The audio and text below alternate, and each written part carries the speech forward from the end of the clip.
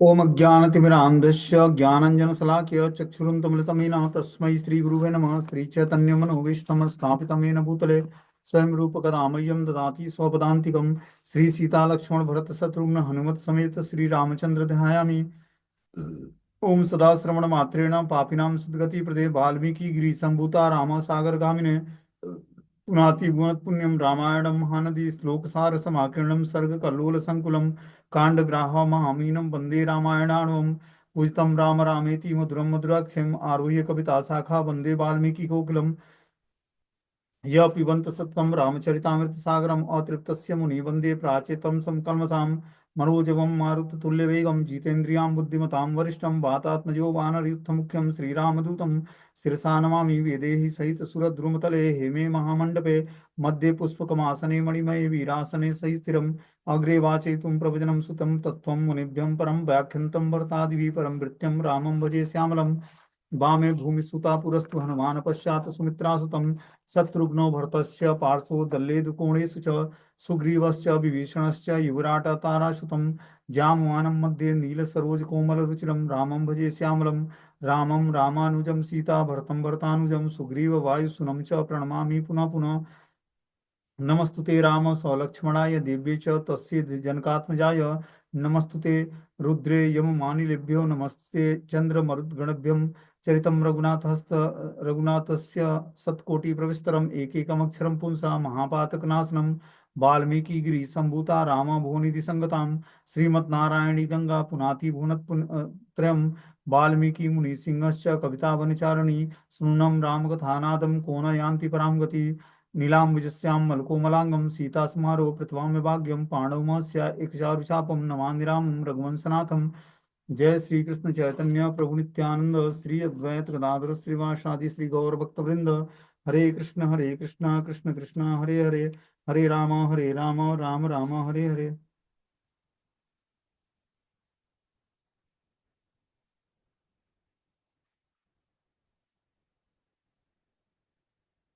इसमें आज हम लोग को श्रीमद् वाल्मीकि रामायण का अयोध्या कांड हम लोग पढ़ रहे थे। आज तीसरा दिन है, तो इसमें बता रहे हैं कि जो है श्री राम का महाराज से बन जाने के लिए विदा मांगना। भगवान श्री राम जो है अपने पिता से मिलने आते हैं कि अब मुझे बन जाना है, आप मुझे आशीर्वाद दीजिए। श्री राम ने सुमंत जी से कहा कि आज महाराज को मेरे आने की सूचना दे दें। श्री राम की बातों को सुनकर सुमंत ने महाराज के भवन में प्रवेश करके शोक संतप्त महाराजा दशरथ को देखा। उन्होंने महाराज का जय जयकार करके कहा कि हे पृथ्वीपते, सत्य पराक्रम वाले आपके पुत्र श्री राम ब्राह्मणों तथा अपने आश्रित जीवों को अपना सारा धन प्रदान करके द्वार पर खड़े हैं। आपका कल्याण हो। ये अपने मित्रों से मिलकर तथा उनसे विदा लेकर इस समय आपका दर्शन करना चाहते हैं। अब वे घोर वन में चले जाएंगे, अतएव किरणों से युक्त सूर्य के समान श्री राम को आप भी देख लें। सुमंत की बातों को सुनकर महाराज दशरथ ने कहा कि पहले मेरी सभी पत्नियों को यहाँ बुला लाओ। उन सभी पत्नियों के साथ मैं श्री राम को देखना चाहता हूँ। महाराजा दशरथ की आज्ञा पाकर सुमंत महाराजा दशरथ की सभी पत्नियों को बुलाने गए। लाल नेत्रों वाले 350 महाराज की पत्नियां कौशल्या को घेर कर उस भवन में प्रवेश की। महाराजा दशरथ की 350 पत्नियां थीं, जिसमें से 3 पत्नियां मुख्य थीं, कौशल्या, सुमित्रा और कैकेयी। उसके अलावा 350 पत्नियां थीं। बता रहे हैं उस भवन में प्रवेश किया। अपनी आई हुई पत्नियों को देखकर महाराजा दशरथ ने सुमंत से कहा कि अब श्री राम को बुलाओ। महाराज की आज्ञा पाकर श्री राम सीता और लक्ष्मण के साथ महाराज के सामने हाथ जोड़कर आ रहे थे। उन्हें देखकर महाराज शीघ्रता से ही उठ खड़े हुए और आगे बढ़े, किंतु बीच में ही बेहोश होकर गिर पड़े। इतने में महाराज की सारी पत्नियां आर्तनाद करने लगी। राम और लक्ष्मण ने उठाकर महाराजा दशरथ को पलंग पर बैठाया। महाराज के होश में आने पर श्री राम ने कहा, महाराज शोक छोड़िए, अब हम सबको आशीर्वाद दीजिए। महाराजा दशरथ ने कहा कि श्री राम तुम मुझे बंदी बनाकर राज्य करो। श्री राम ने कहा, महाराज मुझे राज्य नहीं चाहिए, आप हजारों वर्ष तक राज्य करें, मैं तो 14 वर्ष तक वन में रहकर पुनः आपके चरणों में प्रणाम करूंगा। कैकेयी द्वारा प्रेरित होकर महाराज ने कहा, पुत्र तुम कल्याण प्राप्त करने के लिए, समृद्धि के लिए तथा पुनः लौट कर आने के लिए शांत भाव से जाओ। तुम्हारा मार्ग विघ्नों बाधाओं से रहित होगा। केवल आज रात भर मत जाओ, कल प्रातः काल चले जाना। महाराज की बातों को सुनकर श्री राम ने कहा, महाराज, आज यात्रा करने में जिन लाभों को प्राप्त करूंगा उन सबों को कल कौन देगा। अतएव मैं आज ही वन में चला जाना चाहता हूँ। महाराज, आपने कैकेयी को जो वरदान दिया है उसे पूरा करें। भरत को संपूर्ण पृथ्वी का राज्य प्रदान करें, और मैं राज्य अथवा सुख नहीं चाहता हूँ। आप इस तरह क्षुब्ध न हो। अब मैं यहाँ एक क्षण भी नहीं रुक सकता हूँ। हम आपके आशीर्वाद से वन में भी सुखी रहेंगे। इस तरह श्री राम की बातों को सुनकर महाराजा दशरथ फिर बेहोश होकर गिर पड़े। यह देखकर रोते हुए सुमंत भी मूर्छित हो गए। महाराज की यह स्थिति देखकर होश में आए हुए सुमंत ने कैकेयी से कहा, बोले, हे देवी, जब आपने संपूर्ण चराचर के स्वामी अपने पति महाराजा दशरथ को भी ही छोड़ दिया, तो संसार में कोई भी ऐसा सुख कुकृत्य नहीं है जिसे आपने न कर सका हो। मेरे अनुसार तो आप पतिग्नी और कुलग्नी हो। अरे, तुम महाराजा दशरथ का अपमान न करो। महाराजा दशरथ के जीते जी तुम इस कुल की परंपरा को मिटा रही हो। भरत तो राज्य देकर तुम मर्यादाहीन कार्य करती हो। हम सभी श्री राम के साथ वन में चले जाएंगे, तुम अकेले यहाँ पर राज्य करना। महर्षिगण तुम्हें श्राप देकर तुम्हारा सर्वनाश क्यों नहीं कर डालते हैं। सुमंत्र ने कहा, देवी, तुम्हारा माँ का जो स्वभाव है वही स्वभाव तुम्हारा है। मैंने सुना है कि तुम्हारे पिता कैकेयी नरेश किसी महात्मा की कृपा से सभी जीवों की बोली समझ लेते हैं। एक बार रात्रि में सोते हुए महाराज ने जिम्बा पक्षी की आवाज सुना तो उसे उन्हें हंसी आ गई। तुम्हारी माँ ने समझा कि महाराजा ने मुझे देखकर हंस रहे हैं।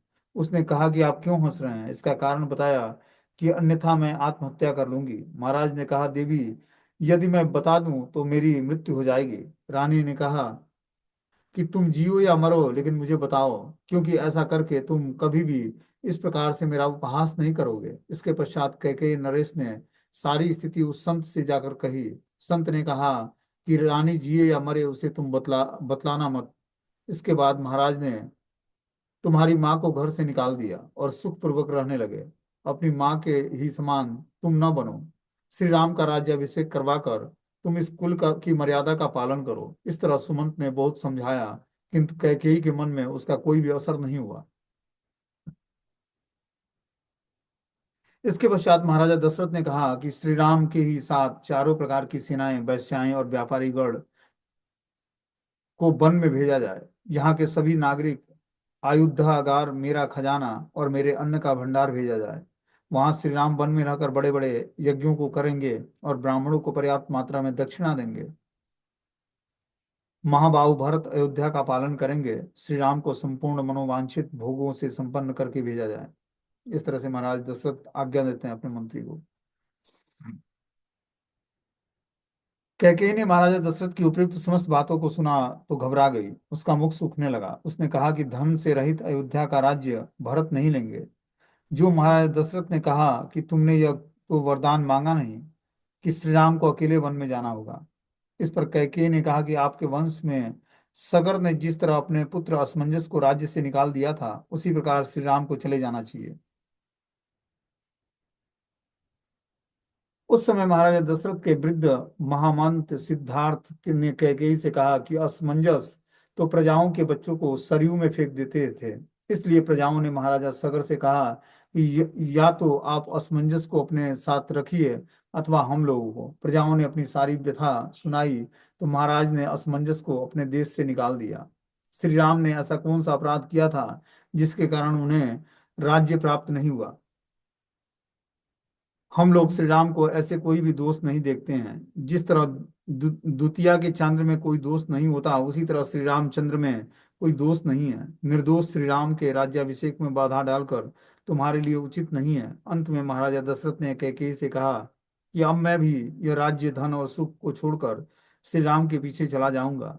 ये सब लोग भी उन्हीं के साथ जाएंगे। तुम अकेले राजा भरत के साथ चिरकाल तक राज्य सुख का भोग करो।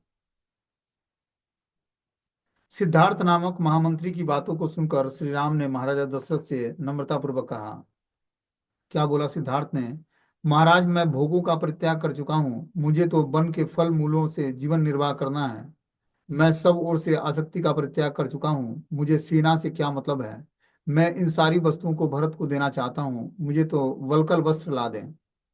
कैकेयी निर्लज्ज हो चुकी थी। वह स्वयं ही बलकल वस्त्र लाई और जन समुदाय में ही कही कि पहन लो इसे। श्री राम ने वल्कल वस्त्र लेकर धारण कर लिया है, लक्ष्मण ने भी ऐसा ही किया है। इसके बाद श्री सीता ने कैकेयी के हाथ से वल्कल वस्त्र ले लिया, किंतु वल्कल वस्त्र धारण करना नहीं जानती थी। आंखों में आंसू भरकर उन्होंने श्री राम से कहा कि वनवासी मुनि लोग कैसे चीर बांधते हैं। श्री श्री सीता जी की बातों को सुनकर श्री राम उसके पास आए और उनके रेशमी वस्त्र के ऊपर ही चीर बांधकर चीर बांधना सिखलाए। सीता को चीर धारण करते करते देखकर सभी रानियां रोने लगी। उन्होंने श्री राम से कहा, वत्स, सीता को तो वनवास मिला नहीं है। इसके बाद महर्षि वशिष्ठ ने सीता को चीर बांधने से रोकते हुए कहा कि मर्यादा का उल्लंघन करके अधर्म में प्रवृत्त वाली कैकेयी, तुम इस राज्य की जीती जागती कलंकनी हो। राजा को धोखा देकर भी तुम सीमा के भीतर नहीं रहना चाहती हो। शील का परित्याग करने वाली दुष्ट देवी सीता वन में नहीं जाएगी, राम के लिए प्रस्तुत सिंहासन पर ये ही बैठेगी। गृहस्थों की पत्नियां उनका आधा अंग होती हैं। सीता श्री राम की आत्मा है। श्री राम की जगह सीता ही राज्य का पालन करेगी। यदि सीता वन में गई तो हम लोग भी वन में चले जाएंगे। फिर उन्होंने श्री राम से कहा कि श्री राम, आप धार्मिक हो, अतः रुक नहीं सकते। लक्ष्मण के साथ तुम वन जाओ और सीता को यहीं रहने दो। याद रखो, जहाँ के राजा राम नहीं होंगे वह राज्य राज्य नहीं रह सकेगा। वह वन भी राष्ट्र होगा जहाँ श्री राम निवास करेंगे। पिता के द्वारा प्रसन्नता पूर्वक दिए बिना भरत राज्य नहीं स्वीकार कर सकते हैं। वे अपने पिता के वंश की परंपरा को अच्छी तरह जानते हैं। आगे बता रहे हैं कि सीता को चीर वस्त्र धारण करते देखकर सभी लोग महाराजा दशरथ को धिक्कारने लगे। महाराजा दशरथ ने कहा, सीता चीर वस्त्र धारण करके वन में जाने योग्य नहीं है। सीता ने किसी का क्या बिगाड़ा है।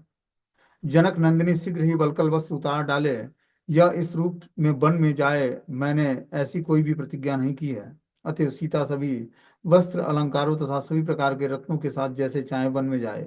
पापिनी कैकेयी, हो सकता है कि श्री राम ने तुम्हारा अपकार किया हो, किंतु सीता ने किसी का क्या बिगाड़ा है। श्री राम को ही वनवास देकर तूने पूरा पाप कमा लिया है। अब सीता को चीर धारण कराकर क्यों अधिक पाप बटोरती हो। इसके बाद श्री राम ने महाराजा दशरथ से कहा कि मेरी माता कौशल्या अधिक वृद्ध हो गई है, ये कहीं पुत्र शोक सागर में डूब न जाए, अतएव आप इस पर कृपा बनाए रखें। श्री राम बन जाने के लिए तैयार हैं। यह देखकर महाराजा दशरथ करुण विलाप करने लगे। लगता है कि पूर्व जन्म में मैंने बहुत सी गायों को उनके बछड़ों से अलग किया है, अथवा अनेक प्राणियों की हिंसा की है, इसलिए मेरे ऊपर यह विपत्ति आई है। मैं कैकेयी से इतना सताया जा रहा हूँ कि फिर भी मेरे प्राण नहीं निकल रहे हैं। अपने पाप के कारण ही मैं अपने परम तेजस्वी पुत्र को वल्कल धारण किए देख रहा हूँ। यह कहकर महाराजा दशरथ बेहोश हो जाते हैं। जब वे होश में आए तो उन्होंने सुमंत्र से कहा कि तुम उत्तम घोड़ों से युक्त एक रथ को जोत कर लाओ, उस पर श्री राम को बैठाकर जनपद से बाहर तक पहुंचा जाओ। महाराजा दशरथ की बातों को सुनकर सुमंत एक सुंदर रथ लाते हैं। उसी समय महाराजा दशरथ ने कोषाध्यक्ष को बुलाया और कहा कि तुम सीता के 14 वर्ष तक पहनने के लिए पर्याप्त मात्रा में बहुमूल्य वस्त्र और आभूषण ले जाओ। महाराज की आज्ञा पाकर कोषाध्यक्ष ने पर्याप्त मात्रा में बहुमूल्य वस्त्र और आभूषण प्रदान किए। सीता जी ने वस्त्रों और आभूषणों को धारण किया। इसके बाद माता कौशल्या ने सीता को गले में से लगाकर कहा, बेटी, साध्वी स्त्री का तो सर्वस्व उसका पति हुई होता है, अतएव तुम कभी भी मेरे पुत्र श्री राम का अनादर मत करना। माता कौशल्या की बातों को सुनकर सीता जी कहने लगी, मैं अपने पातिव्रत्य धर्म से विलग नहीं हो सकती हूँ। नारी को पति के बिना कभी सुख नहीं मिल सकता है। पिता, भ्राता और पुत्र ये सब के सब परिमित सुख प्रदान करते हैं, किंतु पति तो अपरिमित सुख प्रदान करता है। उस अपरिमित सुख प्रदान करने वाले पति का कौन नारी सम्मान नहीं करेगी। सीता की बात को सुनकर माता कौशल्या की आंखों में आनंद अश्रु प्रवाहित होने लगे। इसके बाद श्री सीता ने हाथ जोड़कर कहा कि माता, दुखी होकर तुम पिताजी की ओर कभी मत देखना। वनवास की अवधि तो शीघ्र ही समाप्त हो जाएगी। इसके पश्चात श्री राम ने महाराज दशरथ की अन्य पत्नियों को हाथ जोड़कर कहा कि यदि अनजाने में भी मुझसे कोई अपराध हो गया हो तो आप लोग हमें क्षमा कर दीजिए।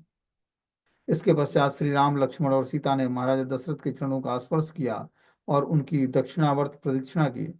महाराज ने विदा लेकर श्री राम आदि ने कौशल्या माता का चरण स्पर्श किया। लक्ष्मण जी जब माता सुमित्रा का चरण स्पर्श कर रहे थे तो माता सुमित्रा ने कहा कि वत्स, तुम अपने सुहृद श्री राम के परम अनुरागी हो, अतः तुम्हें वन में जाने के लिए मैं विदा करती हूँ। अपने बड़े भाई के वन में इधर उधर जाने पर उनकी सेवा में किसी प्रकार की प्रमाद मत दिखाना।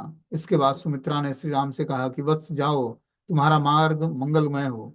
इसके बाद सुमंत्र ने श्री राम से रथ पर चढ़ने के लिए प्रार्थना किया। श्री राम और लक्ष्मण के साथ सीता भी रथ पर बैठ गई। अपने पति का अनुसरण करने वाली सीता के लिए उसके ससुर महाराज दशरथ ने वनवास की अवधि गिनकर उसी के अनुसार सीता को वस्त्र और आभूषण प्रदान किए।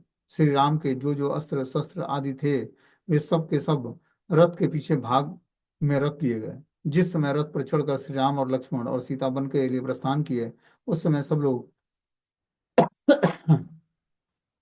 कुछ देर के लिए बेहोश हो गए। जिस समय श्री राम अयोध्या नगरी से बाहर निकलने लगे, उस समय महाराज की रानियां आर्तनाद करने लगी। वे कह रही थी कि हम अनाथों को छोड़कर श्री राम कहाँ जा रहे हैं। जो किसी के द्वारा झूठा कलंक लगाए जाने पर भी क्रोध नहीं करते थे, न तो क्रोध करने वाली बातें करते थे, जो कभी क्रुद्ध व्यक्तियों को प्रसन्न कर लेते थे, जो दूसरों के दुखों में संवेदना प्रकट करते थे, वे श्री राम कहाँ जा रहे हैं। श्री राम तो अपनी माता कौशल्या के ही समान हम लोगों को भी मानते हैं। इस तरह से अपनी पत्नियों का आर्तनाद सुनकर महाराजा दशरथ को बड़ा ही कष्ट हुआ। सभी नागरिक दुखी थे। उस दिन ऋषियों ने अग्निहोत्र करना बंद कर दिया। गृहस्थों के घर भोजन नहीं बनता। आकाश और दिशाएं व्याकुल हो गईं।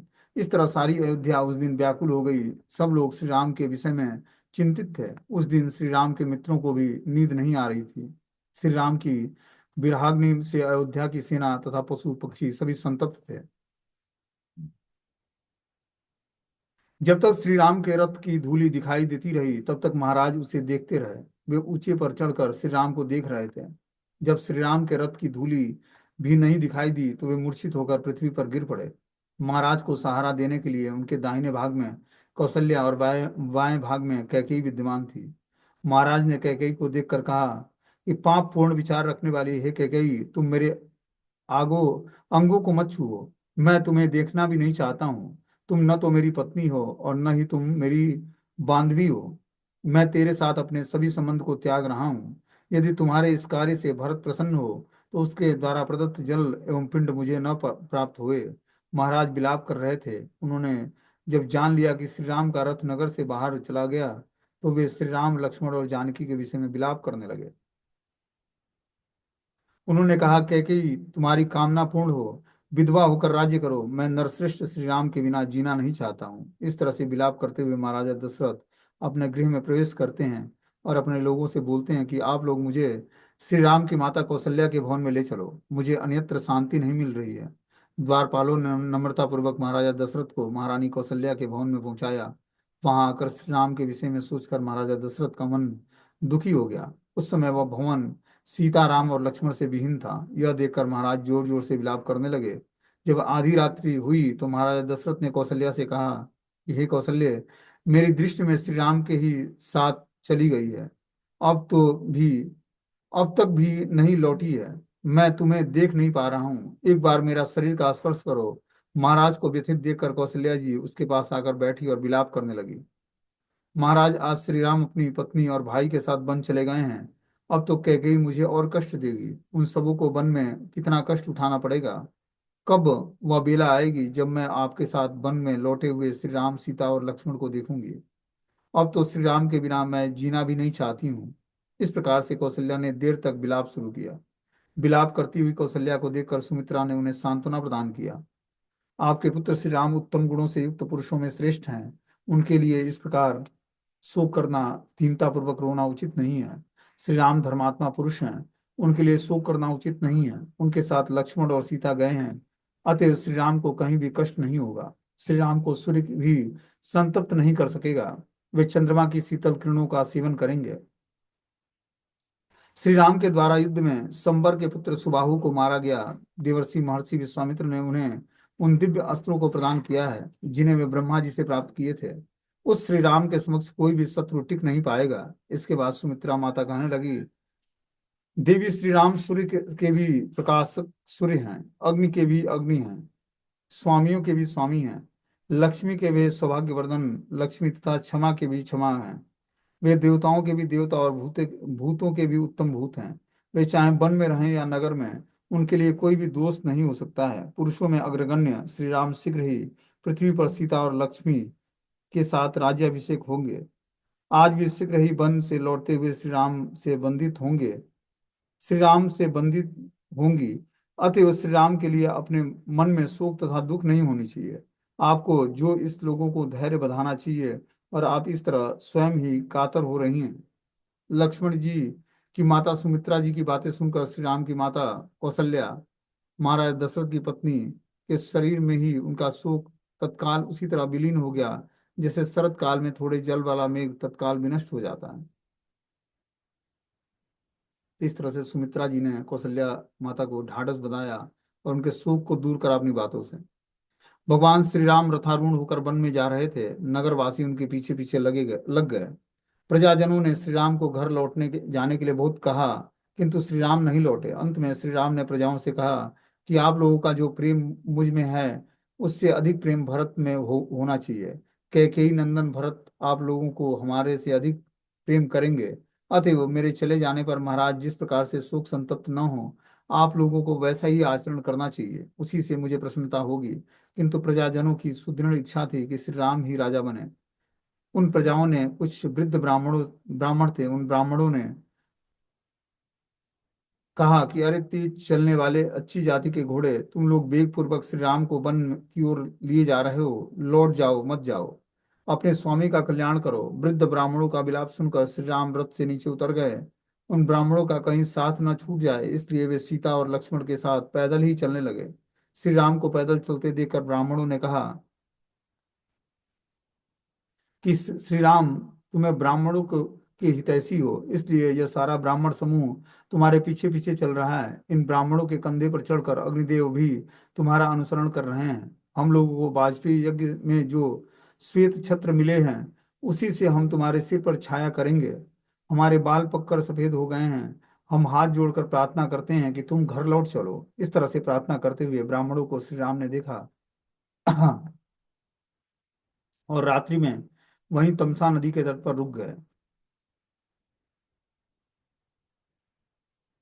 श्री राम ने सीता और लक्ष्मण के साथ रात्रि में तमसा नदी पर निवास किया और साथ में अयोध्या वासी भी थे। श्री राम ने लक्ष्मण से कहा कि तुम्हें अयोध्या के लिए उदास नहीं होना चाहिए। अब अयोध्या की सारी जनता शोकार्त होगी। मुझे तो डर लगता है कि माता कौशल्या और महाराजा दशरथ हम लोगों के वियोग में रोते रोते कहीं अंधे न हो जाएं। किंतु मुझे विश्वास है कि भरत हमारे माता पिता का अवश्य आश्वस्त करेंगे। महाबाहु लक्ष्मण, जब मैं भरत के कोमल स्वभाव को याद करता हूँ, तो फिर मुझे अपने माता पिता के विषय में अधिक चिंता नहीं होती है। तुम यहाँ मेरे साथ आए, अतएव जानकी की रक्षा के लिए भी मुझे चिंतित नहीं होना होगा। यदि वहाँ फल मूल मिल जा सकते हैं, फिर भी मैं आज पहली रात को केवल जल पीकर ही बिताऊंगा। इधर रात्रि हो गई और लक्ष्मण और सुमंत मिलकर श्री राम को सोने की व्यवस्था कर दी। तृण और पत्तों से बनी सैया पर श्री राम और सीता सो गए। श्री राम के सो जाने पर लक्ष्मण और सुमंत ने श्री राम के गुणों की चर्चा करके रात्रि बिताई। नगरवासियों को सोए देखकर श्री राम ने लक्ष्मण से कहा कि ये सभी लोग हमारे स्नेह के कारण यहाँ पर आए हैं, अतएव इन लोगों को सोते छोड़कर यहाँ से दूर चला जाना चाहिए। श्री राम की बातों को सुनकर लक्ष्मण ने कहा कि मुझे भी यही अच्छा लगता है, आप शीघ्रता करें। श्री राम ने सुमंत से कहा कि शीघ्रता कीजिए, रथ जोतिए, दूसरे वनों में हम चलेंगे। सुमंत ने भी ऐसा ही किया। श्री राम लक्ष्मण और सीता के साथ रथ पर चढ़कर तमसा नदी को पार किए। इसके बाद उन्होंने नागरिकों का हित करने के लिए सुमंत से कहा कि हे सारथे, आप रथ पर बैठकर पहले उत्तर की ओर जाइए। 2 घड़ी तक तीव्र गति से उत्तर की ओर जाकर फिर दूसरे मार्ग से रथ को यहीं लौटा लाइए।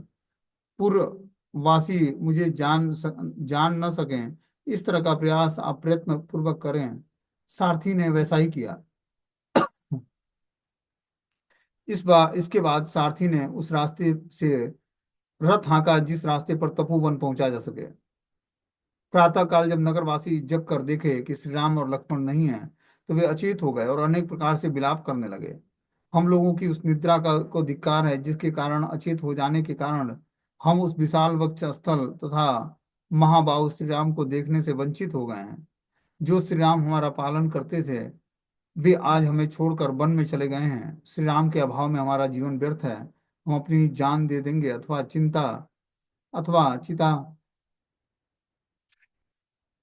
बनाकर उसमें प्रवेश कर जाएंगे। यहाँ से लौटकर हम लोगों को यही बतलाएंगे कि श्री राम को हम लोगों ने वन में पहुंचा दिया है। श्री राम के बिना लौटे हुए हम लोगों को देखकर निश्चित रूप से अयोध्या नगरी के सारे प्रजा उदास हो जाएगी। फिर मार्ग पर रथ की लीक देखकर सब के सब कुछ दूर तक गए, किंतु क्षण भर में रथ का चिन्ह न मिलने के कारण वे शोक से डूब गए। रथ के चिन्ह के अनुसार ही लौट आए। इसके बाद वे सब के सब जिस तरह से अयोध्या में गए उसी मार्ग से अयोध्या लौट आए। किंतु श्री राम से रहित अयोध्या नगरी दीन लगती थी। वहां के सब लोग दुखी थे। सब लोग लौट कर केवल आंसू बहा रहे थे। नगर की नारियां भी श्री राम के लिए शोक में संतप्त थी।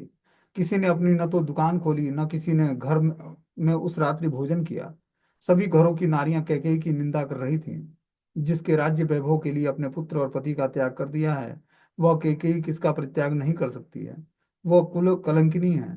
हम अपने पुत्रों की शपथ खाकर कहते हैं कि कैकेयी जब तक जीवित रहेगी तब तक हम लोग जीते जी उसके राज्य में कभी नहीं रहेंगे। जिसने अपने पुत्र को राज्य से निकाल दिया हो उस राज्य में कोई कैसे सुखपूर्वक रह सकता है। इस तरह से घर घर की नारियों ने श्री राम के वियोग की में विलाप किया।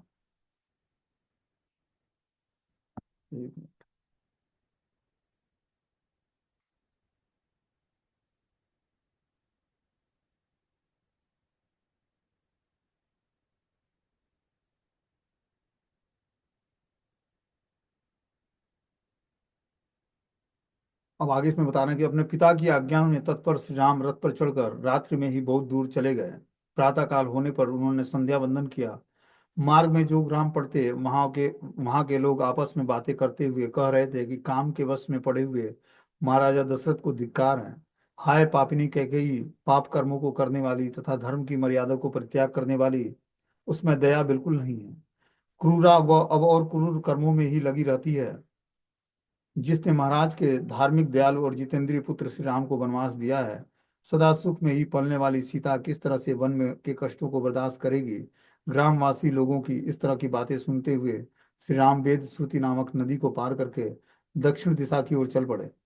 इसके बाद श्री राम ने सुमंत से कहा कि मैं अब पुनः कब लौटकर अपने माता पिता से भेंट करूंगा तथा सरयू नदी के तटवर्ती विकसित पुष्पों वाले वन में आखेट करूंगा।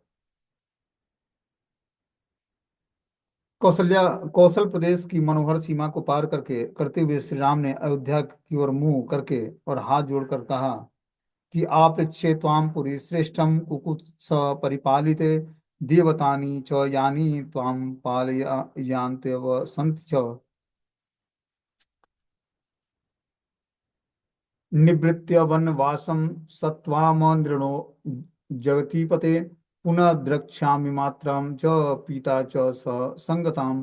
कुकुत्स वंशी राजाओं के से परिपालित अयोध्या नगरी तथा जो जो देवता तुम्हारे भीतर निवास करते हुए तुम्हारा पालन करते हैं, उन सबों में मैं वन में जाने की आज्ञा मांगता हूँ। वनवास की अवधि पूरी होने तथा महाराज के ऋण से उऋण होकर मैं पुनः आप सबों का दर्शन करूंगा तथा अपने माता पिता से भी मिलूंगा। इसके पश्चात श्री राम ने अपना भुजा उठाकर जनपद के लोगों से कहा कि आप लोगों ने मेरे ऊपर बड़ी कृपा की है तथा यथोचित दया भी दिखाई है। मेरे लिए आप लोगों से ने बहुत देर तक दुख में पड़े रहना अच्छा नहीं है। इसलिए अब आप लोग अपना अपना कार्य देखिए। श्री राम की बातों को सुनकर वे सब लोग अतृप्त नेत्रों से श्री राम को देखते हुए लौट गए और श्री राम भी उनकी ओर देखकर उनकी आंखों से ओझल हो गए। इसके पश्चात श्री राम ने त्रिपतगा नदी गंगा का दर्शन किया। गंगा के तटों पर में देवता और गंधर्व निवास करते थे। गंगा का वेग प्रखर था, जल गंभीर था। अनेक प्रकार के पक्षी गंगा के तट पर निवास करते थे। गंगा तट पर वन में अनेक प्रकार के फल और फूल पुष्प विद्यमान थे। इस तरह से श्रृंगेरपुर में आकर श्री राम ने सुमंत से कहा कि आज रात्रि हम लोग यहीं निवास करेंगे। यहीं इंगुदी के वृक्ष के नीचे हम लोग निवास करेंगे। लक्ष्मण और सुमंत ने श्री राम की बातों को का समर्थन किया। इसके बाद श्री राम, लक्ष्मण और सीता उस इगुदी वृक्ष के नीचे आए।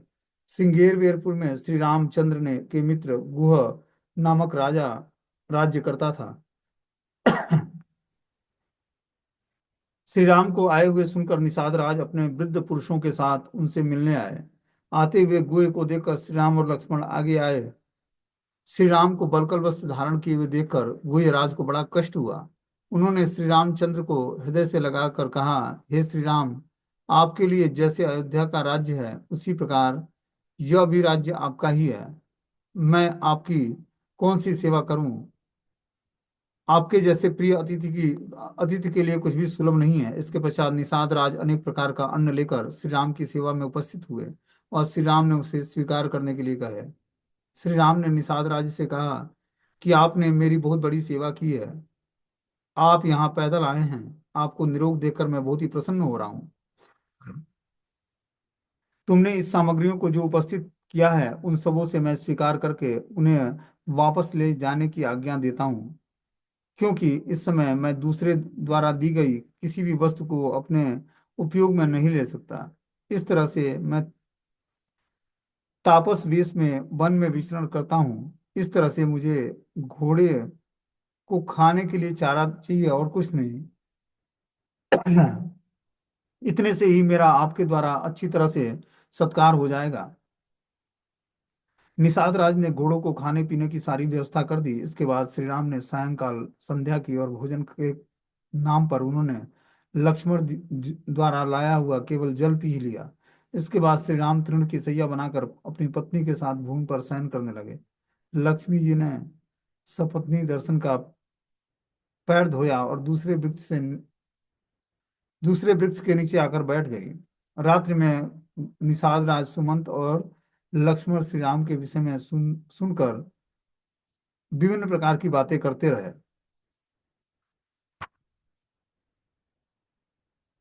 पता नहीं कि श्री लक्ष्मण अपने भाई के लिए रात्रि में जग रहे थे। इन्हें देखकर निषाद राज ने कहा कि राजकुमार, आपके लिए मैंने यह सुखद सिया तैयार की है। इस पर सोकर आप अच्छी तरह से विश्राम कर डालें। श्री राम की रक्षा करने के लिए हम रात्रि में जग रहे हैं। श्री राम से बढ़कर मेरे लिए संसार में दूसरा कोई प्रिय नहीं है। अतः मैं अपने बंधु बांधवों के साथ हाथ में धनुष लेकर श्री सीता के साथ सोए हुए प्रिय मित्र श्री राम की हर प्रकार से रक्षा करूंगा। सदा वन में ही रहने के कारण यहाँ की सारी बातों को हम जानते हैं। निषाद राज की बातों को सुनकर श्री लक्ष्मण ने कहा, आप हम लोगों की रक्षा करते हैं, फिर भी जब दशरथ नंदन श्री राम सीता जी के साथ भूमि पर सो रहे हों उस समय मुझे आना या सुख भोगना कुछ भी संभव नहीं है। यह श्री राम के लिए वन में आ जाने के कारण महाराज बहुत दिनों तक नहीं जी सकते हैं। मेरी कौशल्या तथा महाराज दशरथ आज की रात जिएंगे नहीं, या मैं नहीं कह सकता हूँ। शत्रुघ्न को देखकर मेरी माँ जो भी है, किंतु महाराज तथा कौशल्याम्बर के जीवन धारण करेंगे। इस तरह लक्ष्मण के विलाप करते हुए ही वह पूरी तरह रात बीत गई। अब आगे जो है अगली लीला इसमें कल पड़ जाएगी। मीटिंग में क्लोज हो जाएगा।